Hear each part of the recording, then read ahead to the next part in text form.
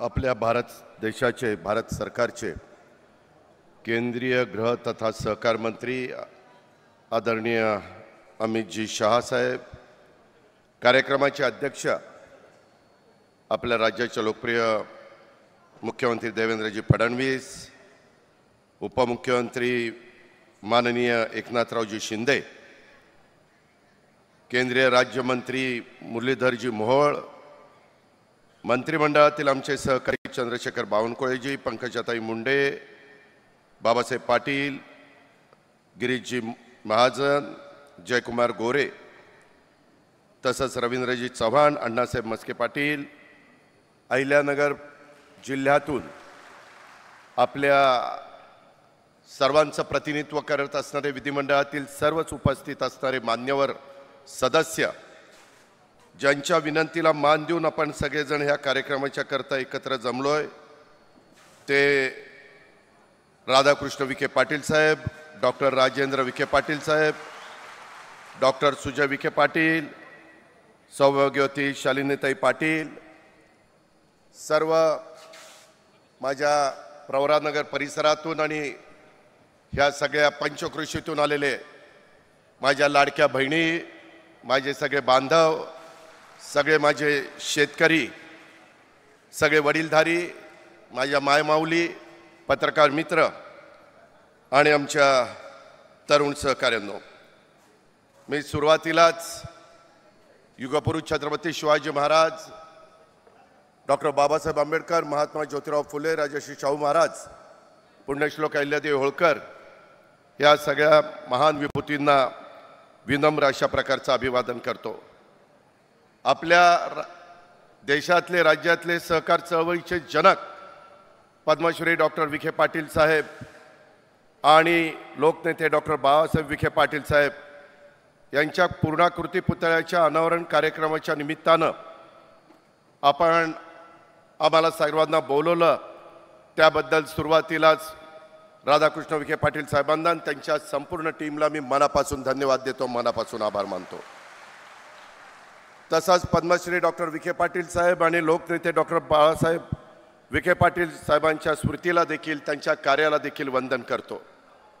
मित्रांनो, सहकार चळवळीच्यासाठी आयुष्य समर्पित करणाऱ्या पितापुत्रांच्या पूर्णाकृती पुतळ्याचं अनावरण आज देशाचे गृहमंत्री आणि देशाचे पहिले सहकार मंत्री अमितभाई शहांच्या हस्ते होत आहे। हा खरं तर एक दुग्ध शर्करा योग म्हटलं तर काही वावगं ठरणार नाही। आजपर्यंत प्रवरा आणि प्रवराच्या परिसरामध्ये जे जे काही कार्यक्रम झाले त्याच्यातले अतिशय महत्त्वाचे कार्यक्रम वेगवेगळे होऊन गेलेले आहेत, त्याचे अनेक जण इथं साक्षीदार आहात, परंतु त्याच्यामध्ये आज इतिहासामध्ये पण नोंद केली जाईल अशा प्रकारचा महत्त्वाचा कार्यक्रम आज आपल्या सर्वांच्या साक्षीनं होतोय आणि तुम्ही त्याचे साक्षीदार होताय, हे देखील फार तितकंच महत्त्वाचं आहे। सरकारच्या सहकाराच्या प्रवासाला एक नवी दिशा देणारा हा एक अनमोल क्षण आहे असं माझं मत आहे। कारण डॉक्टर पद्मश्री विखे पाटील साहेबांनी प्रवरानगरच्या माळावर आशिया खंडातला पहिला सहकारी साखर कारखाना उभा केला आणि त्यामुळं महाराष्ट्रासह देशातल्या सर्व सहकारी साखर कारखानदारीला नवी दिशा मिळाली। महाराष्ट्र खऱ्या अर्थाने समृद्ध झाला, ग्रामीण भाग उजळला, शेतकऱ्यांच्या घामाला योग्य दाम मिळायला लागला आणि त्यांच्या कुटुंबाला एक आत्मसन्मान मिळायला लागला।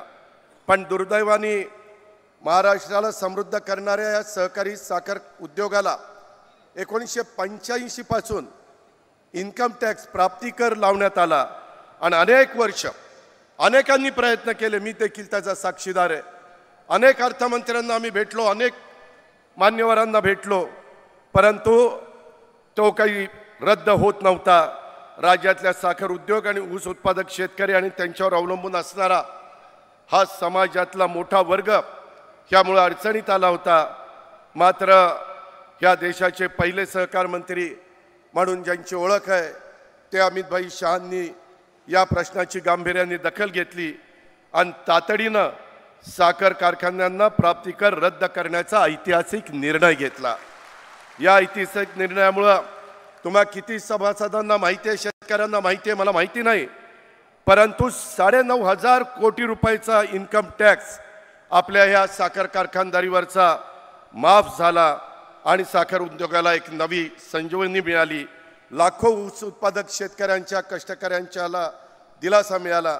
म्हणूनच पद्मश्री विठ्ठलराव विखे पाटील साहेबांच्या पूर्णाकृती पुतळ्याचं अनावरण हे देशाचे पहिले सहकार मंत्री अमितभाईंच्या शुभ हस्ते होत आहे. याला एक आगळं वेगळं महत्त्व आहे, कारण साखर उद्योगाचा पाया रचणाऱ्या सहकार मर्चींच्या पुतळ्याचं अनावरण अडचणीत सापडलेला साखर उद्योग वाचवणाऱ्या आदरणीय अमितभाईंच्या हस्ते होत आहे.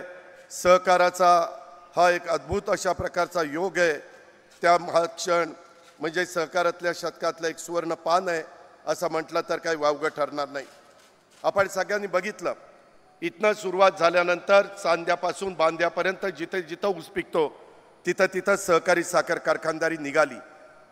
बदल व्हायला लागला, आर्थिक सुबत्ता यायला लागली, शिक्षणाची दालनं त्या ठिकाणी खुली व्हायला लागली आणि त्याच्यातून तिथं एक वेगळ्या प्रकारचं चित्र निर्माण झालं. त्या काळात शेतकऱ्यांची स्थिती अत्यंत हलाखीची होती, परंतु त्यांनी त्या काळात ठरवलं की शेतकऱ्याला आपली ताकद ओळखायला लावायची आणि सहकार्याच्या माध्यमातून त्याला सशक्त करायचं. या विचारातूनच ह्या आपल्या आशिया खंडात पहिला सहकारी साखर कारखाना प्रवरानगरला उभा राहिला. हा कारखाना केवळ उद्योग नव्हता, तर तो ग्रामीण भारतातील परिवर्तनाचा एक आरंभबिंदू होता. आणि आज तोच कारखाना विखे पाटील साहेबांच्या मार्गदर्शनाखाली, मग सुजय असेल किंवा बाकीची त्यांची टीम असेल, मी आत्ता बघत होतो की आता तो कारखाना 10,000 टनांनी चालणार आहे. इथून पुढच्या काळामध्ये आपल्याला आहे त्याच्यातनं ऊसाचं उत्पन्न वाढवावं लागणार आहे. कालपासून अमितभाई शहासाहेब इथं आलेले आहेत. आम्हाला एकनाथरावांना, देवेंद्रजींना सर्वांना सांगतायत की आहे त्या जमिनीवर कमी पाण्यामध्ये, कमी खतामध्ये तुम्ही ऊस जास्त काढायला शिका. AIचा वापर करा. काय तुम्हाला मदत लागली तर मला सांगा, मी NCDC कडनं किंवा सहकार विभागाकडनं मदत करायला तयार आहे. त्याच्यामध्ये त्यांना हे सगळं क्षेत्र आहे त्या क्षेत्रामध्येच टनेज कसं काढता येईल हे आता सिद्ध झालेलं आहे. त्याचा वापर आपण केला पाहिजे. महायुतीच्या सरकारने यंदा जवळपास 500 कोटी रुपयाची तरतूद केलेली आहे. केंद्र सरकार देखील आज आपल्या मदतीला पुढे आलेलं आहे आणि अशा वेळेस शेतकऱ्यांनी गाफील राहता कामा नये. आता पूर्वीची आपल्या बापदादाची जशी शेती होती तशी शेती करून चालणार नाही. नवीन तंत्रज्ञान जे आलेलं आहे त्याचा स्वीकार करावाच लागेल.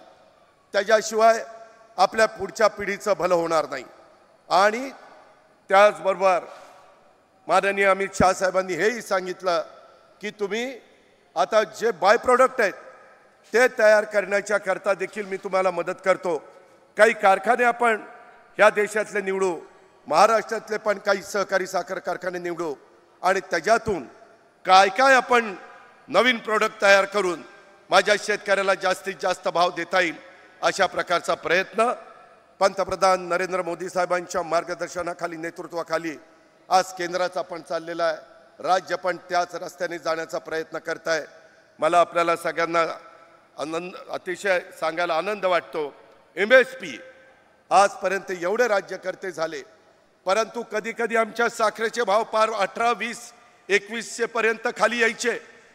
आता किती झालं तरी 3100च्या आत साखर विकता येत नाही आणि त्याच्यामुळे आज साखरेचे भाव 3800 रुपये, 3900 रुपये मिळायला लागलेले आहेत.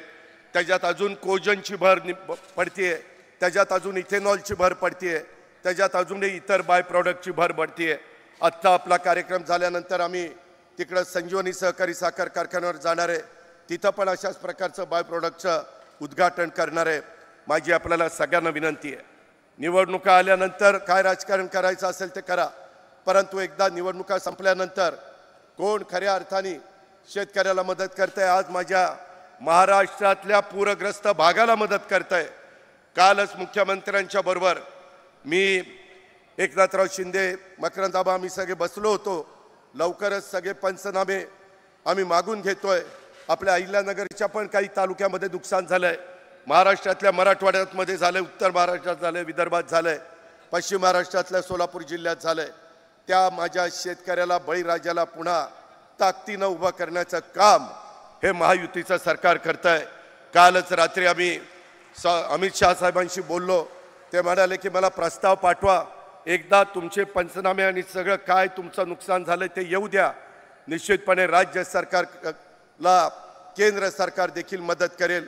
अशा प्रकारचा सकारात्मक दृष्टिकोन हा आज केंद्राने दाखवलेला आहे। अशा बऱ्याच काही गोष्टी आपण राज्याच्या भल्याच्या करता करतोय आणि ते करत असताना आज एका गोष्टीचं कौतुक आहे की ज्यावेळेस आम्ही ह्या परिसरामध्ये आलोय त्यावेळेस पुढच्या पिढीला देखील सातत्याने स्मरण राहील की पद्मश्री डॉक्टर विठ्ठलराव एकनाथ विखे पाटलांनी आणि लोकनेते पद्मभूषण डॉक्टर बाळासाहेब विखे पाटलांचा हा पूर्णाकृती पुतळा हा जवळजवळ उभा केलेला आहे। त्यांच्या पुतळ्याकडे बघितल्यानंतर खऱ्या अर्थाने ह्या दोघांच्या दूरच्या दृष्टीतनं इथला सगळा परिसर विकसित होण्याच्या करता मदत झालेली आहे, कायापालट होण्याच्या करता मदत झाली आहे आणि त्याच्या पुढच्याच बाबतीमध्ये त्याच्यामध्ये भर घालण्याचं काम राधाकृष्ण विखे पाटील करतायत। चौथी पिढी या नात्याने सुजय विखे पाटील पण त्याच्यामध्ये लक्ष घालतायत।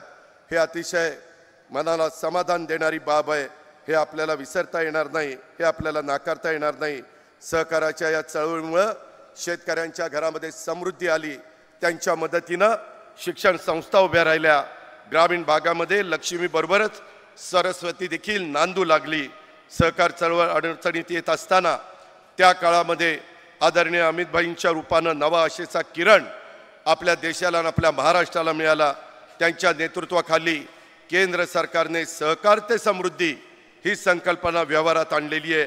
मला दुसरे एक सांगायचं आहे, काही टॅक्स कमी करण्यात आले, आपल्या मोलॅसेसवर 28% टॅक्स होता, परंतु आदरणीय अमितभाईंच्या दूरच्या दृष्टीतनं सहकार क्षेत्रासाठी जे अनेक महत्त्वाचे निर्णय घेतले त्याच्यामध्ये मोलॅसेसचा टॅक्स 28%वरून 5%वर आणण्याचं देखील महत्त्वाचं काम त्याच्यामध्ये झालं। त्याच्यातून देशात नॅशनल कोऑपरेटिव्ह एक्सपोर्ट लिमिटेड आणि नॅशनल कोऑपरेटिव्ह ऑर्गॅनिक्स लिमिटेड आणि भारतीय बीज सहकारी समिती लिमिटेड अशा नव्या संस्था त्यांच्या नेतृत्वाखाली स्थापन करण्यात आल्यात। ही पावलं म्हणजे देशातल्या आणि विशेषतः महाराष्ट्रातल्या सहकाराला दिलेली एक नवसंजीवनी आहे।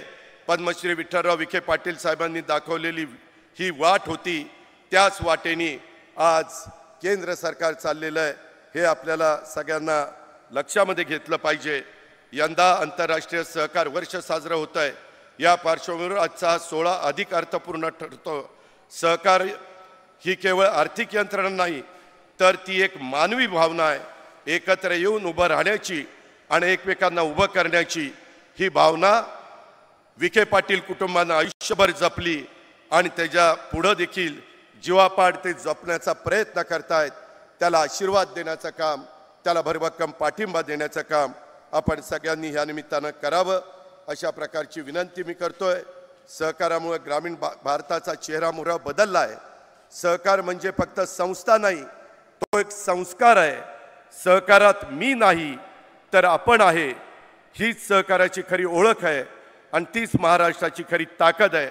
आज आदरणीय अमितभाईंच्या नेतृत्वाखाली देशातलं सहकार क्षेत्र सुद्धा नव्या युगामध्ये प्रवेश करत आहे आणि हा सहकार म्हणजे आत्मनिर्भर भारताच्या दिशेनं टाकलेलं एक बलशाली पाऊल आहे।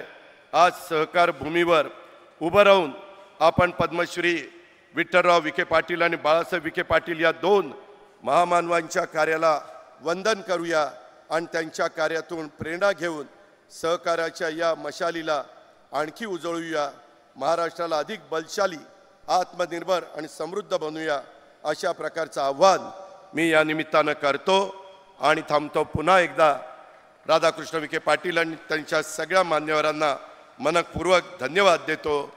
जय हिंद, जय महाराष्ट्र, जय सहकार। धन्यवाद पवार साहेब। यानंतर विनंती करतो सन्माननीय उपमुख्यमंत्री